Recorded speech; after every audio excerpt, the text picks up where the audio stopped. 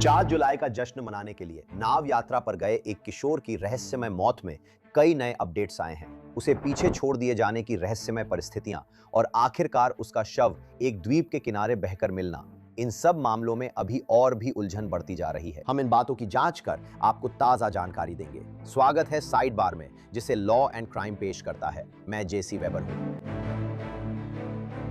देखिए, अगर आप हमें साइबर पर फॉलो करते हैं तो आप जानते हैं कि हम हमेशा बाहर के खतरों और जोखिमों की बात करते हैं। क्या आपने कभी डेटा ब्रीच के बारे में सोचा है? आप और आपके प्रियजन की निजी जानकारी लीक हो सकती है, इसलिए मैं चाहता हूं कि आप अपना डेटा ऑनलाइन सुरक्षित रखें। यह है तरीका। इनकॉग्नी आपके सभी पुराने पोस्ट्स और सर्च साइट्स को ट्रैक करता है जो आपकी जानकारी को उजागर कर रही हैं, और फिर वे उसकी हटाने की मांग करते हैं। देखिए, मैं हैरान रह गया था। डाटाबेस में मेरी जानकारी थी जिसे इनकॉग्नी ने कुछ ही दिनों में हटा दिया। सेटअप आसान है, बस अकाउंट बनाएं, बाकी इनकॉग्नी संभालता है। और उनके अनलिमिटेड प्लान्स का कस्टम रिमूवल फीचर आपको यह सुविधा देता है कि आप खास लिंक सबमिट कर सकते हैं जिन्हें उनके प्राइवेसी एक्सपर्ट्स खुद जांचेंगे और हटाएंगे। अगर वे आपको ना ढूंढे तो कुछ नहीं कर सकते। नीचे दिए गए लिंक पर कोड साइड बार इस्तेमाल करें और वार्षिक प्लान पर 60% छूट पाएं।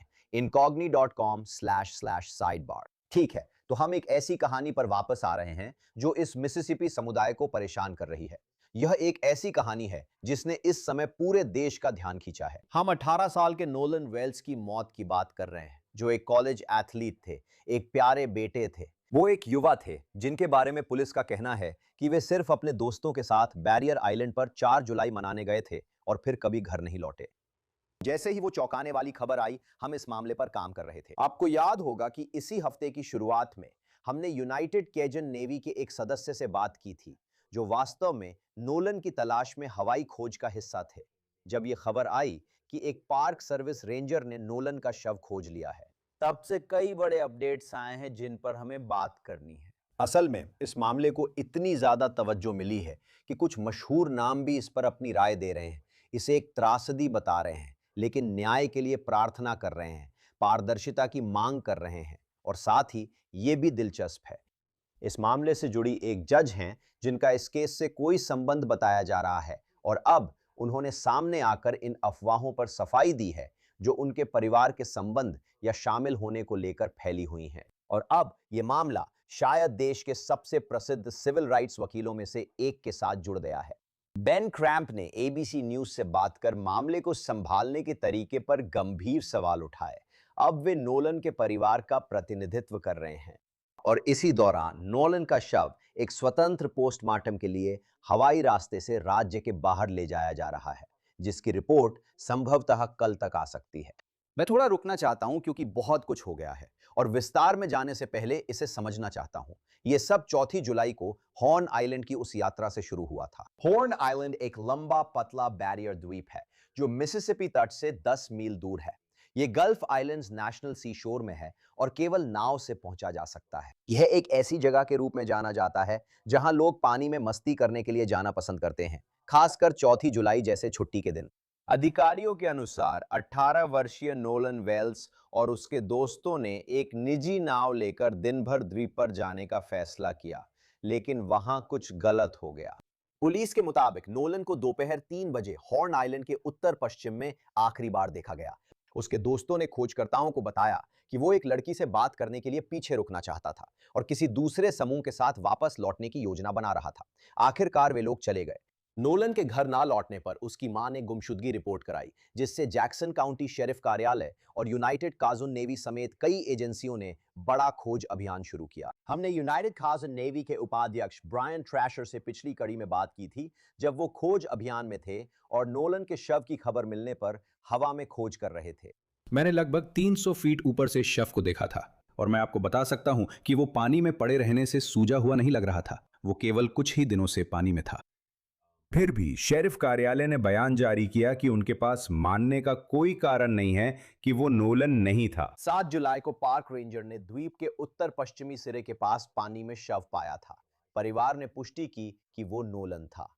लेकिन यही से चीजें जटिल हो जाती हैं, क्योंकि तब से इस मामले ने कई मोड़ ले लिए हैं। सवाल और भी गहरे हो गए हैं। और मैं अभी जो कुछ हो रहा है उसके बारे में बात करना चाहता हूं। और अब मैं एक ऐसे व्यक्ति को बुलाना चाहता हूं जो इन सब चीजों को समझने में हमारी मदद कर सके। मेरे साथ जुड़ रहे हैं नागरिक अधिकारों के वकील, शो के दोस्त जो रिचर्डसन। जो, शो में आने के लिए आपका बहुत बहुत धन्यवाद। खास तौर पर मुझे पता है कि आप एक कॉन्फ्रेंस में हैं, तो हमारे लिए वक्त निकालने के लिए बहुत बहुत शुक्रिया। तो जो, धन्यवाद। आपके साथ यहाँ होना हमेशा अच्छा लगता है, जेफ। आप हमेशा। धन्यवाद, मैं भी ऐसा ही महसूस करता हूं। मैं यहाँ की सबसे बड़ी घटना से शुरू करना चाहता हूं। परिवार ने अब बेन क्रैम्प को नियुक्त किया है, जो अब उनका प्रतिनिधित्व कर रहे हैं। अगर आप सोचे तो पिछले कुछ वर्षों में वे देश के कुछ सबसे हाई प्रोफाइल मामलों में शामिल रहे हैं, है ना? George Floyd, Trayvon Martin, Breonna Taylor के परिवारों का प्रतिनिधित्व करते हुए उन्होंने इस हफ्ते एक बयान जारी किया जिसने सबका ध्यान खींचा। मैं उसका एक हिस्सा पढ़ना चाहता हूं। उद्धरण, हमें नोलन वेल्स के परिवार द्वारा नियुक्त किया गया है, जो एक प्यारे बेटे, साथी और दोस्त थे, जो 4 जुलाई का जश्न मनाने गए थे और कभी घर वापस नहीं आए। South west Mississippi community college के वाइड रिसीवर आगामी फुटबॉल सीजन के लिए वापसी की तैयारी कर रहे थे और अगले महीने 19 साल के होने वाले थे। उनके परिवार को जवाब मिलने चाहिए। उन्हें सच जानने का हक है। हम तब तक शांत बैठेंगे जब तक हॉर्न आइलैंड पर नोलन के साथ हुई सच्चाई सामने नहीं आ जाती। हम जांचकर्ताओं से अपील करते हैं कि वे इस मामले की जांच पूरी तत्परता और पारदर्शिता से करें, जिसके ये परिवार हकदार हैं। अब क्रम्प ने एबीसी न्यूज से भी बात की और बताया कि नोलन के शव को एक स्वतंत्र पोस्टमार्टम के लिए वॉशिंगटन डीसी ले जाया जा रहा है। उन्होंने कहा कि परिवार को मिसिसिपी राज्य में जांच के तरीके को लेकर चिंता है। मैं स्वतंत्र पोस्टमार्टम की बात से पहले पूछना चाहता हूं, वकील रखने की जरूरत क्यों थी? क्योंकि कई बातें आपको पता नहीं होती। मौत से जुड़ी घटनाएं बहुत जल्दी घटित होती हैं, और भगवान ना करे अगर कुछ छुपाना हो। हम ये नहीं कह रहे कि ऐसा ही है, लेकिन अगर पोस्टमार्टम के बाद छुपाने के लिए कुछ हो और आप उस शव को दफना दें, तो वो शरीर आपको कुछ नहीं बताएगा। और हम पोस्टमार्टम के बारे में और बात करेंगे, लेकिन ये उन चीजों में से एक है जो वकील करेगा। वो है आपको एक निजी पोस्टमार्टम करवाना। बेन क्रम्प के मामले में वो ऐसा ध्यान खींचेंगे जिससे सवाल उठेंगे और जिम्मेदार लोगों पर दबाव डालेंगे, यानी जिन्हें पूरी जांच करनी चाहिए। क्योंकि कुछ सवालों के जवाब नहीं मिले हैं, आपको अपनी पूरी कोशिश करनी होगी कि आप ऐसी स्थिति में पहुंचें जहां हर वो सवाल जिसका जवाब मिल सकता है, उसका जवाब मिल जाए। आप वहां नहीं हैं, लेकिन क्या हर वो सवाल जिसका जवाब मिल सकता है, उसका जवाब मिल गया है? अगर जवाब नहीं है, और आप ऐसा वकील ढूंढ सकते हैं जो ध्यान आकर्षित कर सके, सीधे मामले की जांच कर सके, चीजों की ओर इशारा कर सके और मीडिया से भी बात कर सके, तो फिर वही करना चाहिए। क्या इससे लगता है कि परिवार या दोस्त जांच को ठीक नहीं मानते, या ये सिर्फ एहतियातन किया जा रहा है? वे जानते हैं कि मामला चर्चा में है। जैसा आपने कहा, बेन क्रैम्प कानून में प्रसिद्ध हैं। आप सोचते हैं, क्या उनके कानून प्रवर्तन एजेंसियों में निजी संपर्क या स्रोत हैं? क्या वे उन पर या अभियोजक कार्यालय पर दबाव डाल सकते हैं? मैं नहीं कह रहा कि कोई अपराध हुआ है, लेकिन क्या यह आपको संकेत देता है कि कुछ ठीक नहीं है, या परिवार को लगता है कि कुछ ठीक नहीं है? हाँ, मुझे लगता है कि ऐसा ही हो सकता है। मेरा मतलब है, बेन क्रैम्प, आप जानते हैं, वो राष्ट्रीय स्तर पर प्रसिद्ध हैं। आप जानते हैं, मैंने उन्हें सैन बर्नार्डिनो में देखा है, मेरे घर के पास वाली सड़क पर। लेकिन राष्ट्रीय स्तर पर लोगों ने उन्हें फ्लोरिडा से पहचानना शुरू किया। आप जानते हैं, जहां से वो हैं, लेकिन उनके दक्षिण से संबंध हैं। बिल्कुल, दक्षिण से गहरे संबंध हैं।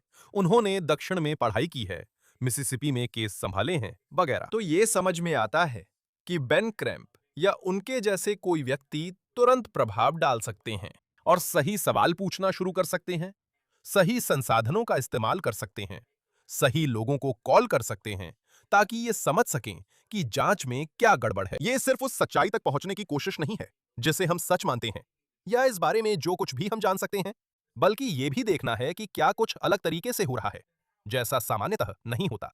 तो वो इन सभी तरह की चीजों को साथ लेकर आते हैं। कानूनी रूप से क्या एक वकील अदालत में कुछ दाखिल कर सकता है, या कानून लागू करने वाली एजेंसियों पर दबाव डालने के लिए, या कानून लागू करने वाली एजेंसियों को परिवार को जानकारी जारी करने का निर्देश देने के लिए कुछ दाखिल कर सकता है?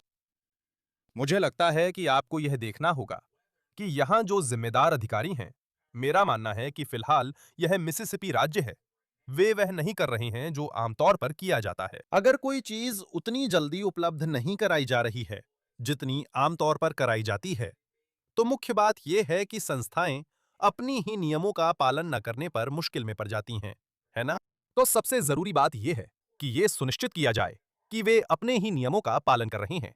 और जहां तक आप किसी ऐसी चीज की मांग कर रहे हैं जिसमें शायद कुछ अस्पष्टता है, टेप जारी करें। जारी करें। आप जानते हैं, कई बार जब हम पुलिस या ऐसी चीजों की बात करते हैं तो हम बॉडी कैम की बात कर सकते हैं। हम इतनी दूर आ चुके हैं कि अब अक्सर उन नियमों से जुड़ी खास बातें होती हैं। लेकिन अगर कोई ऐसा अस्पष्ट क्षेत्र है जहां कुछ जारी करने, कुछ जानकारी जारी करने या एक्स वाई या जेड करने पर कोई विशेष रोक नहीं है और पुलिस या जांचकर्ता ऐसा नहीं कर रहे हैं, तो शायद यही वो चीज है जिसमें मीडिया का ध्यान मदद करता है। खासकर अगर आप जानते हैं अब हालात उल्टे हैं। अक्सर जब लोगों को रोका जाता है या जब लोग पुलिस से सामना करते हैं तो वे कहते हैं, अगर आपके पास छुपाने के लिए कुछ नहीं है तो मुझे कार की तलाशी लेने दें। तो अब लोग कह रहे हैं कि अधिकारियों, अगर आपके पास छुपाने के लिए कुछ नहीं है तो कानून के दायरे में जितना संभव हो सके उतना पारदर्शी बने, ताकि हम जान सकें कि क्या हुआ था, उसके बारे में जितना हो सके उतनी जानकारी मिल सके। क्या ये भी, और मैं ये नहीं कह रहा कि ये परिवार की मंशा है, लेकिन क्या इसमें ये संभावना भी है कि आप ऐसी किसी फर्म को इसलिए रखते हैं ताकि ये देखा जा सके कि क्या किसी संभावित मुकदमे के लिए कोई ढांचा है या नहीं? बिल्कुल, इसमें कोई शक नहीं। बेन क्रैम्प और ऐसे लोग, साथ ही हम सब, यही कोशिश करते हैं कि कमियां कहां हैं, ये पता लगाना। यह कमियां हैं, ये वो बातें हैं जो हमें पता नहीं है, लेकिन पता होनी चाहिए थी। कुछ बातें ऐसी भी हो सकती हैं जो हमें कभी पता नहीं चलेंगी, क्योंकि हम वहां मौजूद नहीं थे। कौन सी गड़बड़ियां हैं जिन्हें हम समझ सकते हैं और कौन सी बातें हैं जिनके बारे में हम जानते हैं कि हम पता नहीं लगा सकते। सवाल यह है कि जहां तक वे कर सकते हैं, अधिकारी और जांच एजेंसियां उन कमियों को क्यों नहीं भर रही हैं। हम अभी बात से आगे नहीं बढ़ना चाहते। ये इस बात पर भी निर्भर करता है कि आप क्या पूछने वाले हैं, लेकिन इसमें यह भी बात है कि इन बच्चों में से एक की मां जज है। हाँ, मैं इस बारे में बात करना चाहता हूं, ठीक है? हाँ, और उन्होंने भी इसमें एक कदम रखा है। तो इसमें बहुत सारे ताकतवर लोग शामिल हैं, इसीलिए जितना ज्यादा ध्यान इस पर लाया जा सके वो बहुत जरूरी है। लेकिन आप ये समझना चाहते हैं कि क्या और किस हद तक कोई कानूनी अधिकारों का उल्लंघन हुआ है या कुछ ऐसा है जिस पर कार्रवाई की जा सकती है। मैं स्वतंत्र पोस्टमार्टम के बारे में पूछना चाहता हूं। स्वतंत्र पोस्टमार्टम क्यों कराया गया? इसे क्यों कराने का फैसला किया गया? मिसिसिपी के बाहर क्यों किया गया? तो यह एक महत्वपूर्ण कदम है। बताया जाता है कि राज्य के मेडिकल एग्जामिनर ने 7 जुलाई को पहले ही पोस्टमार्टम कर लिया था। अधिकारियों के अनुसार टॉक्सिकोलॉजी और अन्य जांच के कारण नतीजे आने में कुछ हफ्ते लग सकते हैं। लेकिन क्रैम्प ने संकेत दिया है कि स्वतंत्र पोस्टमार्टम के नतीजे कल ही आ सकते हैं। और एबीसी न्यूज से बात करते हुए क्रैम्प ने कहा, हम पूरी पारदर्शिता बरतने की कोशिश कर रहे हैं क्योंकि परिवार को मिसिसिपी राज्य द्वारा जांच किए जाने को लेकर कुछ चिंताएं हैं। हमारे जांचकर्ता उन गवाहों से बात कर रहे हैं जिनका राज्य से कोई संबंध नहीं है। यह अहम है। यहां क्या हो रहा है? मुझे लगता है कि वे सड़क पार करने से पहले दोनों तरफ देख रही हैं। सबसे बड़ा सबूतों में से एक है शव। ये अजीब या डरावना ना लगे, लेकिन अगर कहा जा रहा है कि मौत डूबने से हुई और उसमें ऐसी चोटें हैं जो डूबने से मेल नहीं खाती, तो हमें पता है कि इससे और सवाल उठते हैं और समस्याएं पैदा होती हैं। यह भी तर्क है कि मिसिसिपी राज्य, इस पर निर्भर करते हुए कि क्या हुआ होगा या उन्हें क्या हुआ होने का संदेह है जिसे वे साबित नहीं कर सकते, वे मामला बंद करने के लिए प्रेरित हो सकते हैं। मैंने ऐसे मामलों से निपटा है जहां आप जानकारी निकालने की कोशिश कर रहे होते हैं और आप किसी कॉरोनर, जांचकर्ता, फायर जांचकर्ता आदि से बात कर रहे होते हैं। आप खुद समझ सकते हैं, जब कोई बात उनकी कहानी में फिट होती है, वे उसे बंद कर देते हैं। हम कहना चाहेंगे कि हम कोई कसर नहीं छोड़ेंगे, लेकिन ऐसा हमेशा नहीं होता। यह सुनिश्चित करने का सबसे अच्छा तरीका क्या है कि सारी संभव जानकारी मिल गई है? मुझे लगता है हाँ, और यही वजह है कि और इसी वजह से आपको एक स्वतंत्र पोस्टमार्टम करवाने की जरूरत है, ताकि आप जानते हैं, एक ऐसा परिदृश्य है जिसमें, और हम डीप साउथ की बात कर रहे हैं, हम एक बहुत ही संवेदनशील राजनीतिक समय की बात कर रहे हैं। हम एक अश्वेत बच्चे की बात कर रहे हैं जो कई श्वेत बच्चों के बीच है। इसमें कुछ छुपाने या किसी का पक्ष लेने की स्थिति हो सकती है, लेकिन खुद शरीर सैद्धांतिक रूप से कम कुछ चिंताओं को दूर कर सकता है कि कोई कैसे मरा होगा, आप जानते हैं, वगैरह। यह कहा जा सकता है कि आपको जल्दी जानकारी मिल जाती है जो सवाल से मेल खाती है। यही तो समस्या है ना? अगर राज्य जांच कहती है कि अतिरिक्त परीक्षण के बिना निष्कर्ष नहीं निकाला जा सकता, तो जानकारी जल्दी कैसे मिलेगी? इसलिए इसमें हफ्ते लगेंगे। क्या यह तर्क नहीं दिया जा सकता कि अगर आपके पास एक स्वतंत्र पोस्टमार्टम है और वे कल ही नतीजे लेकर आ रहे हैं, तो वह उतना गहराई से नहीं किया गया, या फिर मैं इसे गलत तरीके से देख रहा हूं? मुझे नहीं लगता कि आप इसे गलत तरीके से देख रही हैं। मुझे लगता है कि इसके लिए तर्क दिया जा सकता है, लेकिन मुझे यह भी लगता है कि जैसा दाम वैसा काम। वो स्वतंत्र पोस्टमार्टम सस्ता नहीं होता। यही वजह है कि ज्यादातर लोग इसे नहीं करवाते।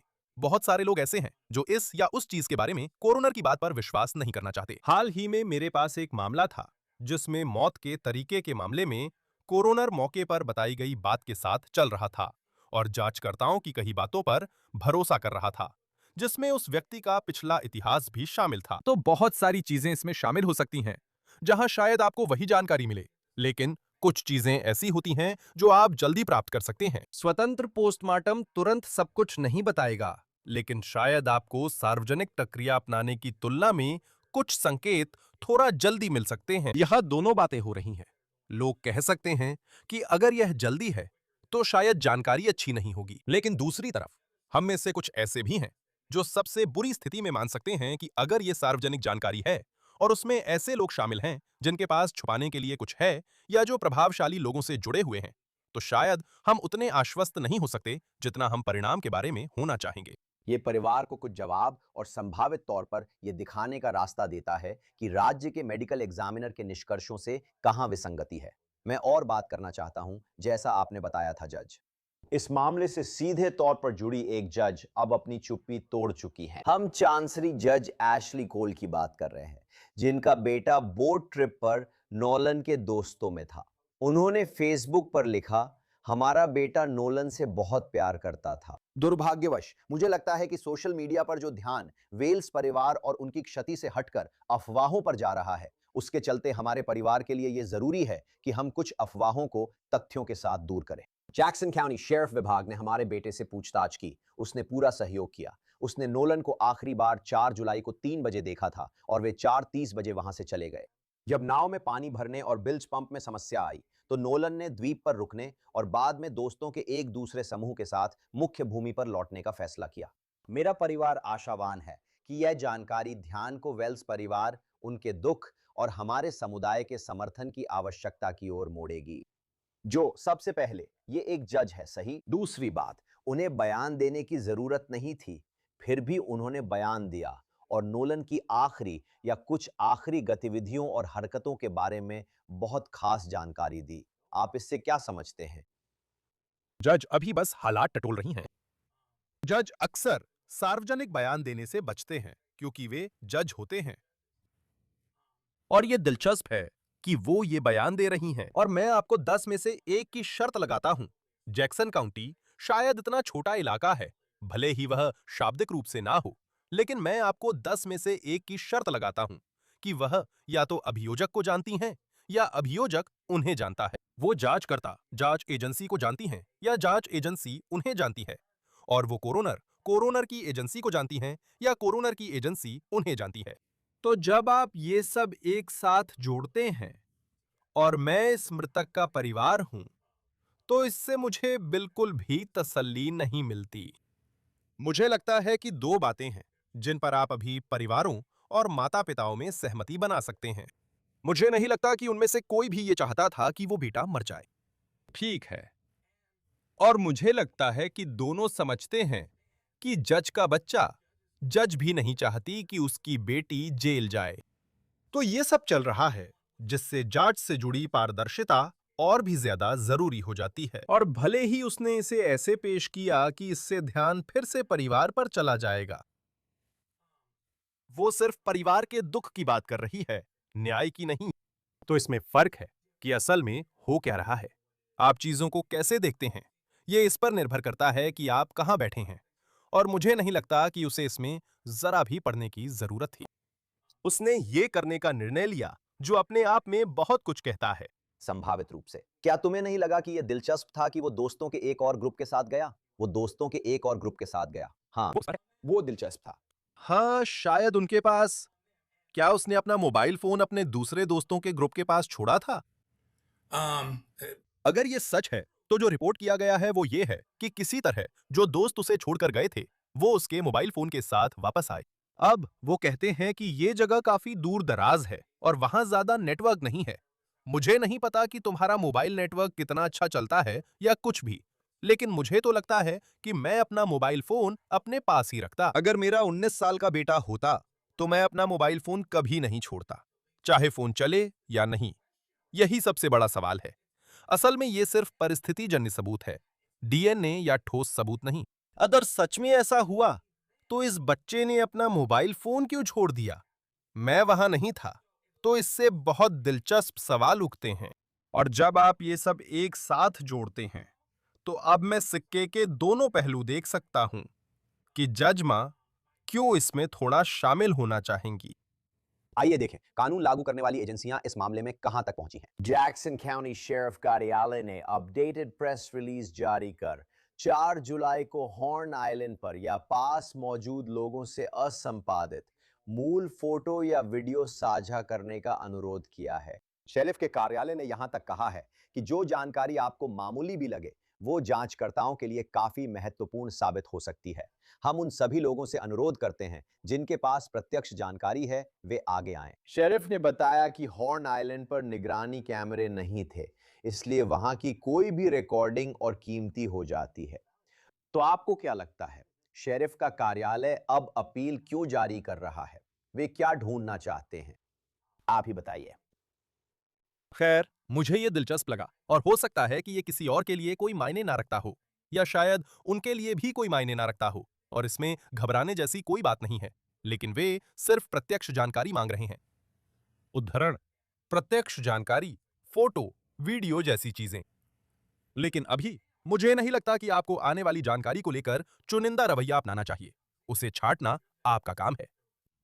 और अगर किसी और वजह से नहीं, तो अब जो हालात है उनमें पूरी पारदर्शिता की जरूरत है। ठीक है, जैसे कोर्ट में जाना होता है। अगर मैं कोर्ट जा रहा हूं तो आप जानते हैं, सुनी सुनाई बातें शायद स्वीकार न की जाएं, वो मान्य ना हो, लेकिन उन्हें कानूनी प्रक्रिया में हासिल किया जा सकता है। शायद अगर इन बच्चों में से किसी की गर्लफ्रेंड ने इन लड़कों में से किसी को कुछ कहते सुना हो, या किसी गर्लफ्रेंड की दोस्त ने कहा हो, मुझे पछतावा है, वो ऐसा होगा जिस पर आगे काम संभव है, चाहे प्रत्यक्ष ना हो।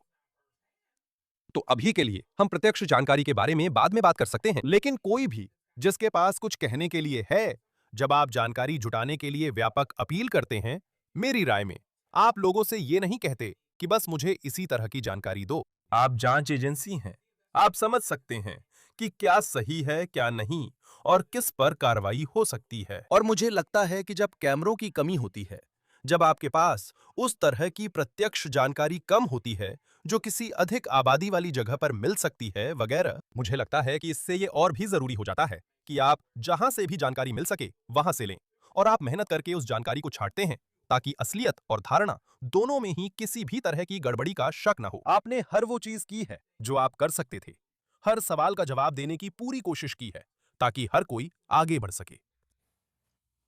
वीडियो की बात करें तो यह ध्यान देने वाली बात है कि ऑनलाइन कुछ अटकलें लगाई जा रही हैं, जिनमें टीएमजी की ये रिपोर्ट्स भी शामिल हैं कि अधिकारी एक ऐसे वीडियो को देख रहे हैं जिसमें कथित तौर पर उस दिन उस द्वीप या उसके पास हुई तीखी बहस दिखाई गई है। मैं आपको बताता हूं, मुझे नहीं पता कि आपने वो देखा है या नहीं, लेकिन मैं आपको बताता हूं कि शेरिफ का दफ्तर ने भी इसकी पुष्टि नहीं की है। मुझे नहीं पता कि आपने वो वीडियो देखा है या नहीं, लेकिन इस पर आपके क्या विचार हैं? देखिए, ये भी एक और बात है जिस पर आगे ध्यान देना चाहिए।